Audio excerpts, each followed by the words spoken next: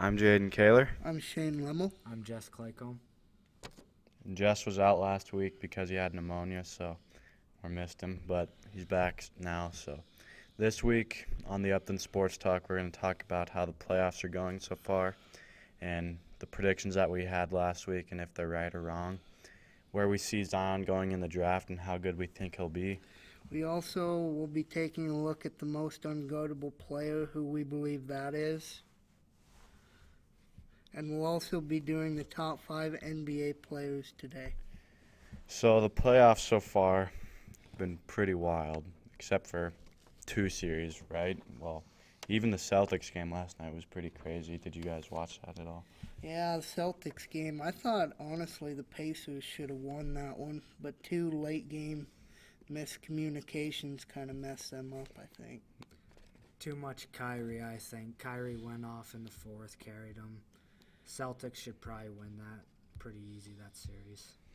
But the easiest series so far, the Bucks versus the Pistons. The Bucks have just blown them out both times. It's not even a contest. No, the Bucks, well, without Blake Griffin, they really have no one. The Pistons don't really have anyone outside of Blake Griffin that can do much. And then the Rockets and Jazz, and I hate to say it, but the Jazz are just playing awful. They're not playing good at all. Yeah, Rockets came into the playoffs playing really good. They're one of the best second-half teams after the All-Star break. And James Harden, Chris Paul, and Clint Capella are just going off every game, and that'll be hard for the Jazz to handle. Rockets should probably handle that series pretty easy. Yeah. And then the 76ers and Nets are 1-1. Raptors and Magic are 1-1. Warriors and Clippers are now 1-1 because the Warriors blew a 31-point lead, and I think that's pretty bad when you blow that big of a lead to that bad of a team. Yeah, I don't know if the Clippers, they're an 8 seed, but I think they're one of the best 8 seeds we've seen in a while because they don't really have one star. They kind of just have a bunch of role players, and I think they're kind of making that work. And I kind of think they keep consistently blowing leads that consist of the numbers 3-1. I think that's kind of funny. Yeah, that is pretty funny. It's huge that Clippers got the Game 2 win at Golden State because that'll bring a lot of confidence to their team going to Los Angeles tonight, so that'll be a big game tonight. Another good game is the Trailblazers and Thunder. Damian is just playing out of this world right now, and so is CJ. They're both playing great, and I don't know if the Thunder can stop them. Yeah, I was a little skeptical when Yusuf Nurkic went down right before the playoffs. I figured OKC would probably handle the Trailblazers, but they've really shown up this game. Yeah, I don't know if I'm kind of with Jess. I thought without Nurkic, they could probably have a problem as far as Steven Adams was concerned. And I think Steven Adams has played well, but I think the key the non-factor has been kind of Russell Westbrook and how he's played. I mean, he's getting the assist, but he needs to be more of a scoring threat than he's been. Yeah, he's not. He's been playing awful. Paul George hasn't been playing great, and they haven't. C.J. McCollum and Damian Lillard have made more threes, those two together, than the Thunder have as a whole team in the last 2 games. And if they keep shooting like that, then they're going to just kiss the first round goodbye. Yeah, pretty much. So now let's talk about Zion. And, well, actually, let's talk about the Nuggets and the Spurs. The Nuggets came back and got a crucial Game 2 win 2 nights ago, or last night, or whenever it was. Tuesday night. Yeah, Tuesday night. And I feel like if they wouldn't have won that one, then it would have been tough for them to get back into the series because they would be going into San Antonio now. And after losing home court advantage, probably not even get out of the first round. But now they have hope still. Yeah, I think the biggest factor, the only factor in that Game 2 win was the play of Paul Millsap and Jamal Murray. Jamal Murray, especially in the fourth quarter, took over the game. And I think going forward for the Nuggets, I think Jokic, if he can, needs to be more aggressive. I mean, he's getting his 20 points, but his team needs more than what he's just averaging. Yeah, it may get him by against the Spurs, but what's to say if they make it to the second round, who they're going to... It's just going to be tough if they don't have Jokic going at his best.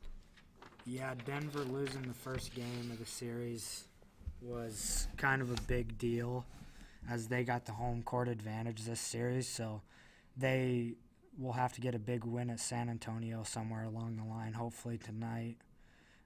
Big game coming from Jamal Murray. Hopefully Nikola Jokic will carry him with Gary Harris coming in. Good scoring throughout the series. He's playing good.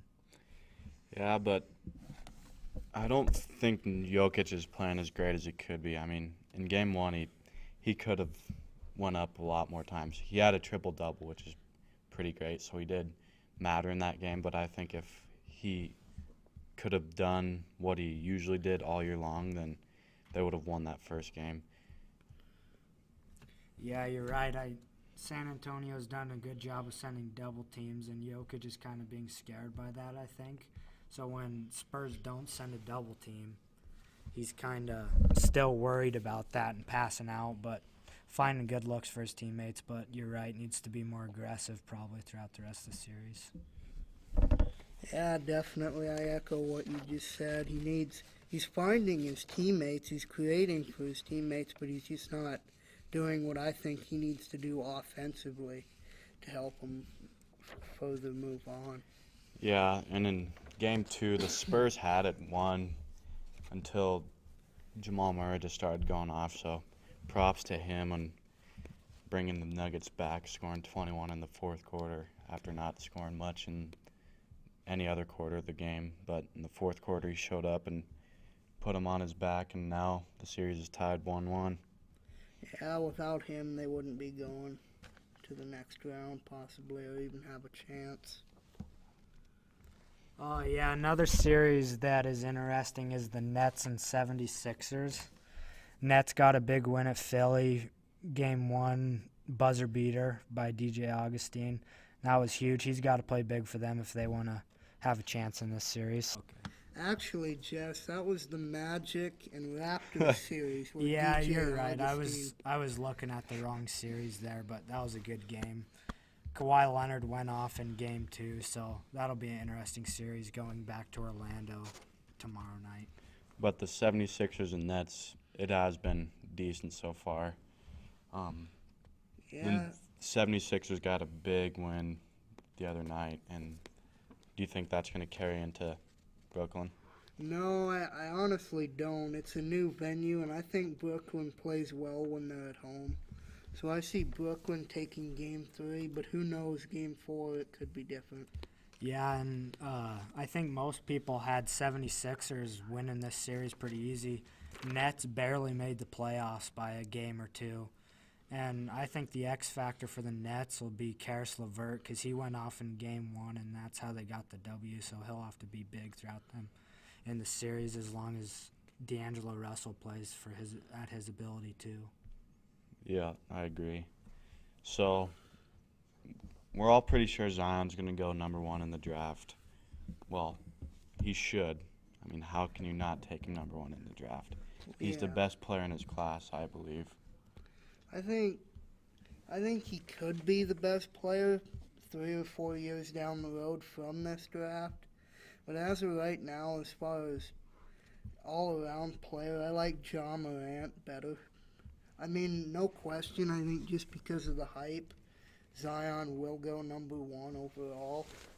But I think as of right now, Ja is a little bit better of a player. But I think it'll take Zion 2 or 3 years to get used to the NBA.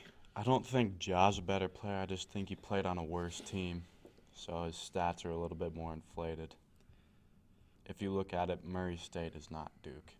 But Duke Murray has- State did make it to the tournament and won first round against Marquette, so that was a good win for them. I think Ja will be good. But looking at Zion, you probably got to take him number 1 just because of his college athleticism and freak ability, you probably got to take him number one. But me, I don't think Zion will be that great in the NBA.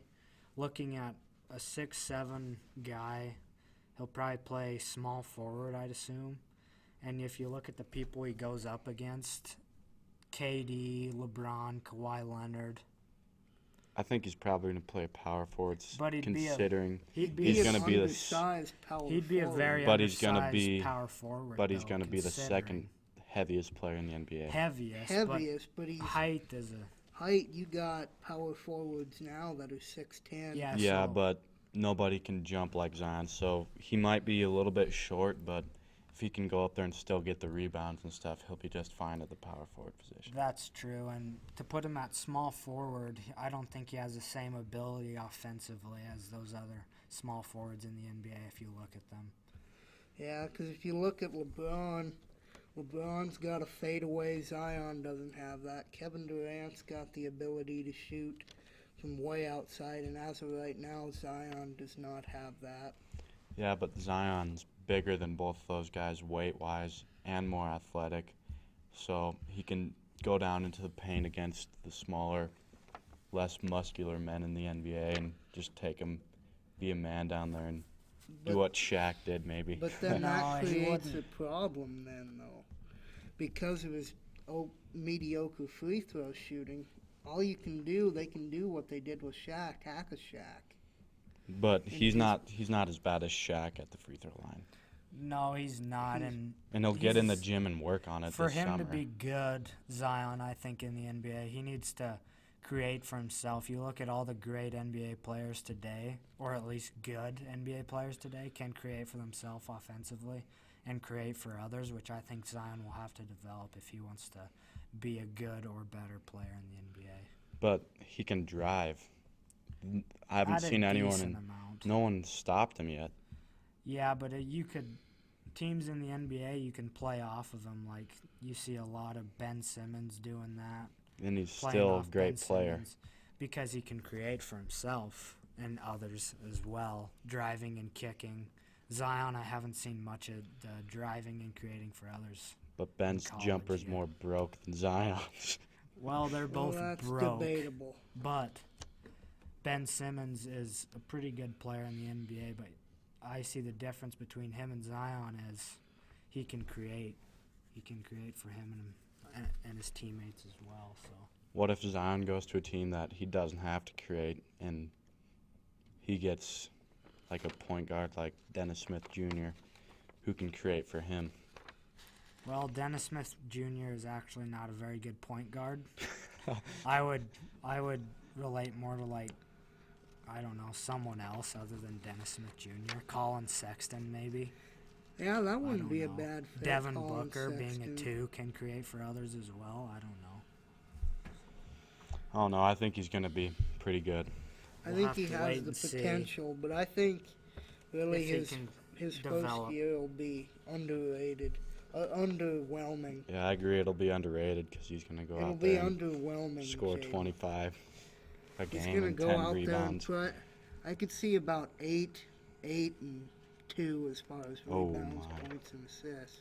No, it's going to be like 16, 9, and 3. And then probably Well, No, that's probably too on the many defense, assists. but on the defensive end, he's good on defense though too. But well, we'll just have to see. we'll have to wait. Yeah. So, most unguardable players ever. Who do you have, Jess?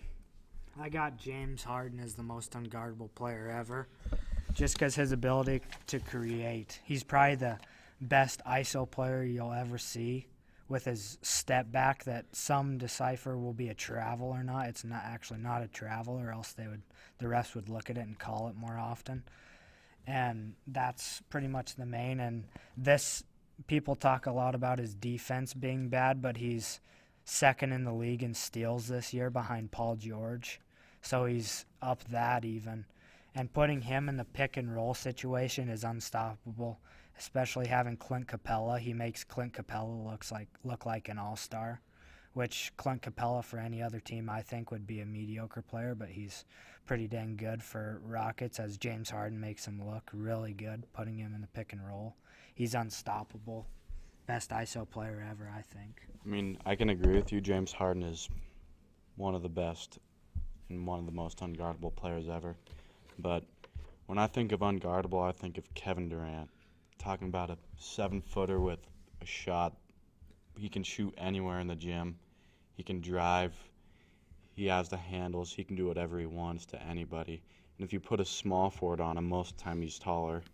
If you put a power forward on him, most of the times he's faster and quicker. But if you put a shooting guard or someone on him like that, he'll just go into the paint and just make a living there too. Yeah, what I see about Kevin Durant was bring up some question this series. He has a lot of respect for Patrick Beverley. I've seen a lot of his interviews, but Patrick Beverley's been playing some good defense on him, being about 6 inches shorter. That's what kind of brings question to KD. But like you said, KD is probably top 3 for me, most unguardable players ever. Behind James, maybe Michael, but yeah, he's good. No, I think Kevin, as far as you were saying, I think he's pretty unguardable.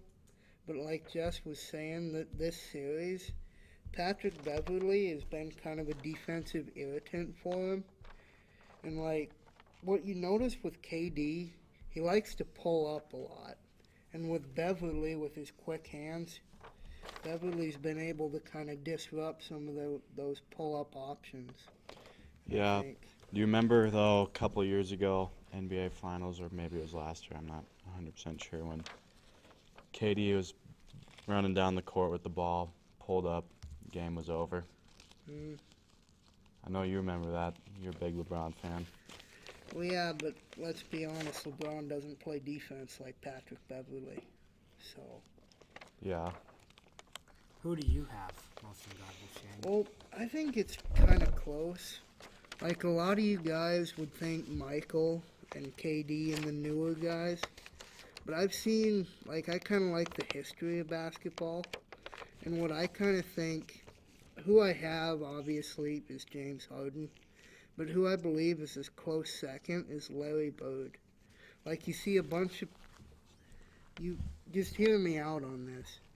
Like Larry Bird, you see a bunch of ex-players say how Larry Bird would tell the players what he was going to do, and they couldn't do anything to stop it when it came into clutch situations. Okay, maybe he was the most unguardable for his time, but now he's if you put slow. the athleticism Yeah. that NBA players have today compared to him, I don't know how he would do. And James Harden this year, it's pretty incredible. He's averaging 36 points a game, and he's top 7 in both scoring and assists. He's number 7 with assists this season. So that's pretty incredible to get on both stats.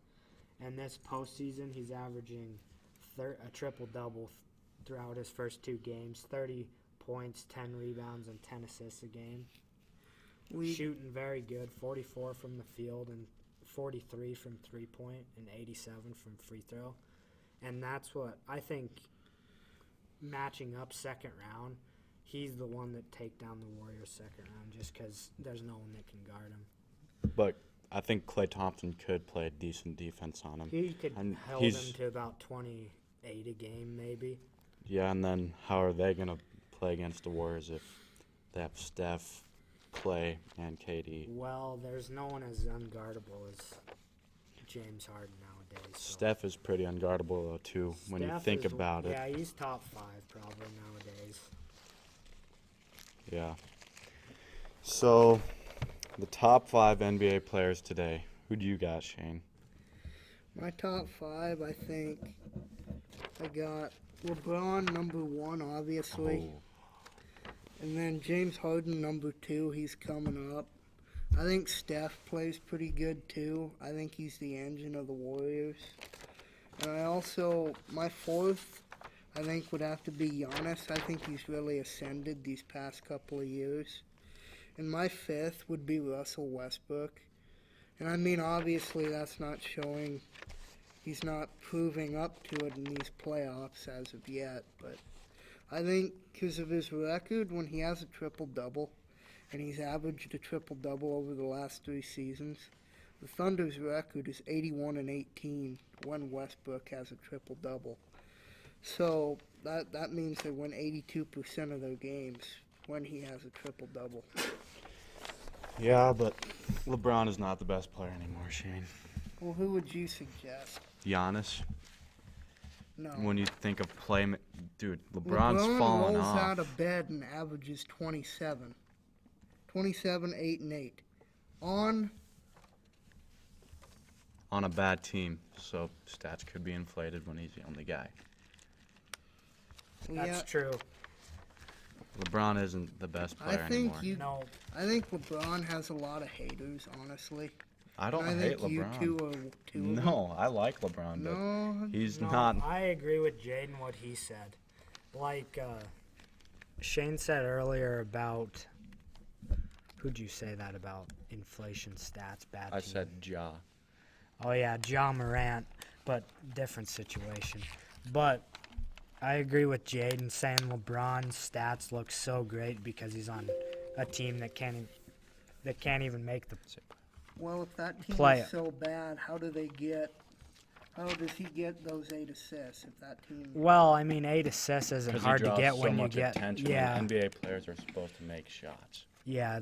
I mean, you got to hit a wide open shot if it gets kicked to you. So, I think his stats look great every year, especially this year because he can't even get his team to the playoffs. Well, he missed 18 games, Jess, and they were 5-13 in those games. So, if you kind Yeah, but what they happened when weren't he came they back? weren't in the playoff Nothing contention happened. they were the when 4 seed when he got hurt, Jaden. Yeah, they were. They were the. They 4 were the seed. 4 seed, but it was early. And what did LeBron do when he came back? Not a lot. They 'Cause couldn't he was hardly hurt. win a game. They rushed him back.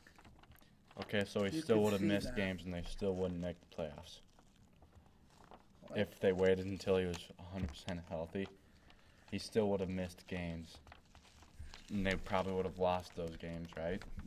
If you saw what the physical therapist said, and, they're pretty smart as far as. No, I'm just saying. I he would've did hear missed- that they rushed LeBron back, but Well, speaking the of, therapist said he shouldn't have been playing. So, Yeah, but you were saying that they went 5-13 in the games he missed, right? well, they did. Yeah. So if they would have waited bad. until he was 100% healthy, he still would have missed more games, so they would have lost more games, right? Yeah. So they still wouldn't make the playoffs? Yeah, if they would have waited. Yeah. Well, I'm just saying. okay, his injury- moving on from LeBron. Giannis is the best player. I think No, he's in the not. league today, James Harden and Giannis are my top 2. They're easy front runners for MVP race. It could be either of those two. Giannis bringing his team to the number 1, and James bringing his team to the number 4. I think that's the biggest deal, other than stats, how far your team will go, because you can't be an MVP if your team sucks because you look good for a bad team. It doesn't really mean much. Well, But taking your team far in the playoffs is a big deal. Then number 3, I got Steph Curry. He produces every year. Super efficient, 47 field goal, 43.7 three-point percentage, and 91 free throw. 4, I got Kevin Durant. 5 this year, I got Paul George. He's been really efficient. He was even in the MVP race, top 5 probably. And what brings to my attention, he could easily be Defensive Player of the Year, averaging 2.2 steals a game. He could win that award as well. And he locks up the team's Yeah, best player every night. every game usually. But And I think that's a big deal. I like Jess's list a lot, but the only thing I would change is Giannis and James Harden. I'd put Giannis on top. I mean, he doesn't score as much as James Harden, but he draws so much attention, and I saw some stat about how he's been the most dominant player since Shaq inside of the paint, and that's pretty cool, I think. So there's that, and then he also, for how big he is and how much he gets the ball, he does get quite a few assists with just about 6 a game. And then he also gets almost 13 rebounds a game. Yeah, I've got a lot of respect for Giannis. His first couple of years in the league, he was small. He really built up his muscle, and then he just took over. Freak of nature. The only thing that brings concern to Giannis is his three-point percentage, which is very much improved this season, actually, as of late in the season. But he's still shooting about 29%. So that brings a little skeptical to my decision of him being the number one over James Harden. James Harden shoots 36 from three. That's the only difference. I agree, but Giannis is also one of the front runners for Defensive Player of the Year this year as well. Contesting a lot of shots, blocking a lot, getting a lot of steals. Yeah, true. He could be the MVP. I don't know, but I think he's the best player in the league right now. Yeah, I'd have to say not. Harden by a long shot. It's not even close. Well, yes, I also agree with Shane. For MVP, anyway. Because James Harden is averaging 36 points per game. And the second highest scorer in the NBA is Paul George, averaging 28. So he's more than 8 points above Paul George this season for the highest scorer in the league. And also Giannis has another all-star on his team. So James Harden also has Chris Paul. not an all-star, though. Chris He Paul could be. was hurt a lot this year. Chris Paul was also hurt a lot, and James Harden kept He did. Rockets in the race in the middle. They have a chance at a ship this year, I believe. Yeah. I agree. Yeah, they're pretty good. I do think, though, Shane, LeBron is still one of the best. I think he's still in the top 6, top 7, but he's not. No, he's not a top 5 player this year, I don't think. So. No. Jeez, we need to get new people on this podcast. Smarter people, Playing I for think. a bad team, I don't think you can give him that much credit. Well, And the way he treated his teammates. Yeah, after The way he treated after his the teammates. Anthony Davis situation and his teammates. None of them wanted to play with LeBron, I don't think. well, yeah, Because because they can't know- handle it. They know LeBron wants ship. So LeBron will do whatever it takes to get that ship, except play with his own team and develop with his own team, create Well, chemistry can with he his own afford, team. Jess, at 34, can he afford to wait for the second coming of Christ for Well, these you look players? at Well, if you you- look if at James Harden. You're saying he's the best player in the NBA, so If he would have been healthy, he would have taken this team to probably the second round. And Yeah, what they brings would've been attention matched to up. me with James Harden is that he played for OKC along Russell and KD for his first few years in the league. But when he went to Houston, he became their star. You never see anything bad James Harden talking about his teammates. He does what he has with his teammates at that year. And whoever they bring in, he creates good chemistry. Like Kenneth Faried they brought in this year. And Kenneth played for Denver, and he was okay, never got a lot of time. And once he got to Rockets, James Harden kind of helped him out and brought him back to a good role player for the Rockets. So that's what brings attention to me for James Harden. but look at all these players on the list, and I only see one that's on Jess's list. I only see one other player that's not too friendly, and that's KD. But James Harden, Giannis, Steph, and Paul George, they're all pretty great team players as well. And LeBron, I think he kind of does the opposite of no I in team. You know what I mean? Yeah, All right, well, Hi. Shane can't be with us anymore, so it's me and Jess finishing it out. But a couple other top 5 players that I think of could be Anthony Davis, Damian Lillard, and Kawhi Leonard, based on the year they had this year. Can you think of anyone else, or do you agree with that? Did you say Kyrie Irving? No, Yeah. I don't think Kyrie is. Kyrie Irving as well, since he's carried his team to the top 4 in the Eastern Conference. He's one of the best scorers and best handles probably ever in the league.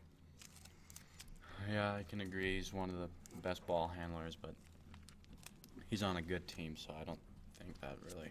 Yeah, but to average that on a good team is impressive as well, like 26, Yeah, 5, and 6 or something like that. yeah. And shoot efficiently is still pretty good on a good team with all-around solid players. Yeah, I agree. But that's all the time we have for today, so thanks for listening and tune in next week.